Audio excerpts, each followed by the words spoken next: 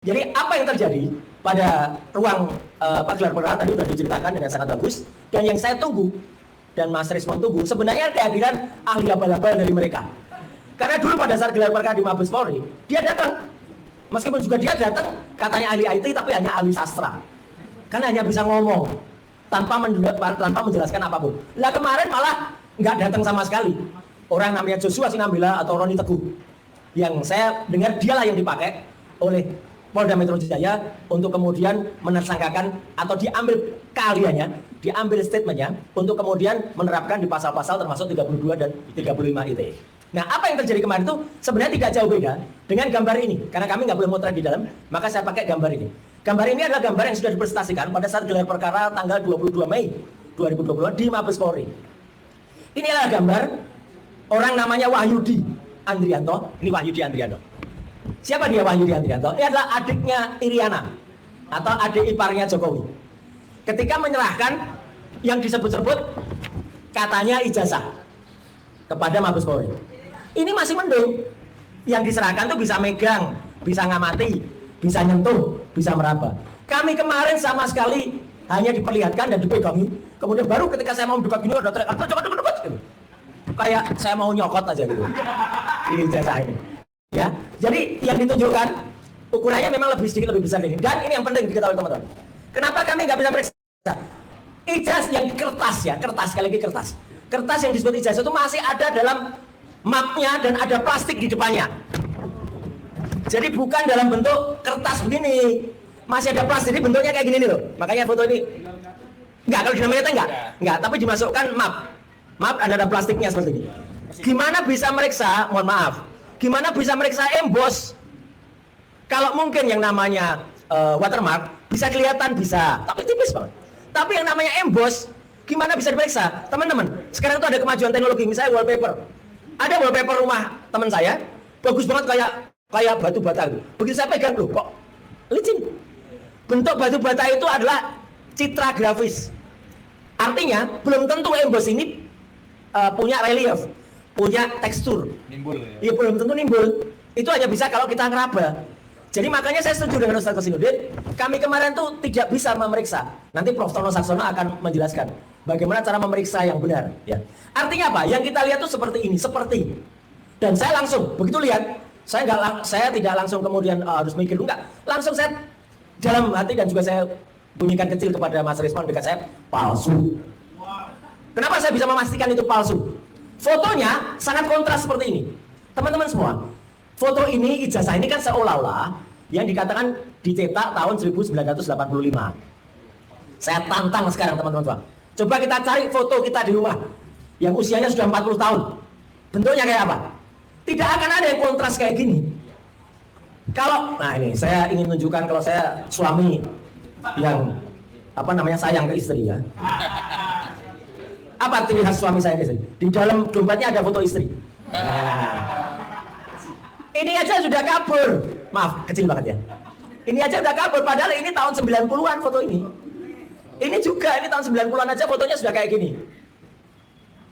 Jadi artinya, kenapa ini terjadi? Bapak dan Ibu semuanya, teman-teman media, saya terpaksa harus ngaku. Saya selain hobi komputer, awalnya saya itu tukang potret. Bukan hanya tukang potret, tukang cetak foto. Jadi dulu di rumah saya yang lama, di Papua Laman, saya memiliki laboratorium fotografi, laboratorium cuci cetak. Jadi bukan hanya soal nyetak, tapi Prof. Tono nanti mungkin juga bisa sangat mengerti yang saya ceritakan. Dulu kalau kita abstrak foto, ya bukunya abstrak foto itu klise itu ditaruh di atas enlarger. Dari enlarger, kertas fotonya nggak bisa langsung dibuka, langsung gosong dia.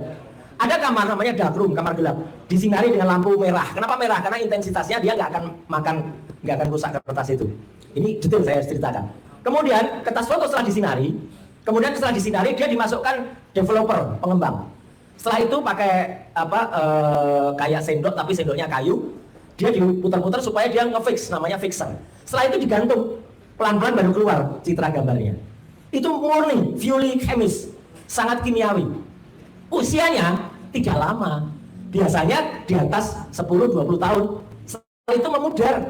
Buktinya ada pada ijazahnya Mas Rismon. Rismon itu ijazahnya baru 23 tahun yang lalu, itu pun fotonya sudah hilang. sudah jadi Rasman. Enggak, jadi Rismon ya gitu. Nah, ini bukti, maaf ya saya tunjukkan karena kemarin media banyak tanya, buktinya apa kalau Roy Suryo tuh dulu tukang potret nih. Ini kejadian 30 tahun yang lalu di Gedung Sabta Pesona tahun 1985. Jelek-jelek gini teman-teman semua, saya dulu juara 1 lomba foto nasional. Juara 1, juara 2-nya siapa? Namanya Mas Agus Surono. Mas Agus Surono adalah fotografernya Joko Widodo. Fotografer resmi istana. Jadi kalau nggak percaya silahkan cek ke Mas Agus Surono. Kenapa beliau juara 2? Dia juara 1 diserahkan langsung oleh Menteri Pariwisata Postel waktu itu Pak Yub Afif. Ya, ini saya. Kalau di rumah kerjaan saya dari dulu kayak gini nih. Ya, 30 tahun yang lalu loh nih, 95. Jadi artinya dengan pengetahuan itu, insya Allah kita bisa memastikan. Jadi ini, Prof. Tono, ini adalah analisis bukan digital. Yang saya lakukan kemarin analisis visual, tetapi dengan pengetahuan analog. Kalau analog harusnya apa? Ya ijazah ini harus diuji dengan carbon dating namanya. Fotonya dicek, dites, jadi preparat dia diletakkan di mikroskop, dilihat teksturnya. Itu mohon maaf, itu pun yang saya lakukan terhadap ketika saya menganalisis foto mantan Presiden Abdul Rahman Wahid. Ketika ada foto dengan seseorang waktu itu, ya. Itu saya lakukan begitu untuk memastikan analog, ya dengan analog. Kenapa kemarin nggak dilakukan? Lah ijazahnya aja disembunyikan sekian lama. Baru kemarin atas jasa Ombudsman juga dan atas kebaikan, saya bilang nggak apa-apa lah, kebaikan lah. Polda Metro dan atas permintaan kita semua, terutama yang ada di sesi 1, Mas Rustam, Bu Kurnia, Pak Rizal dan kawan-kawan ya, yang ada di sesi 1 itu akhirnya itu keluar. Jadi kami ambil hikmahnya di sesi kedua. Cuman anehnya aja juga keluarnya juga baru terakhir jam 11. Harusnya kan dikeluarin di awal, kalau mau fair dia biarkan. Jadi selama sesi itu kita boleh lihat, boleh meriksa, boleh ngucek-ngucek. Enggak lah, kalau ngucek-ngucek enggak lah. Jadi artinya apa? Ini kan aneh. Jadi kalau ada pertanyaan, Roy Suryo sudah lihat ada emboss, ada Pak watermark? Tidak. Saya tidak melihat emboss, karena kalau emboss itu harus dipegang dan dia bergelombang.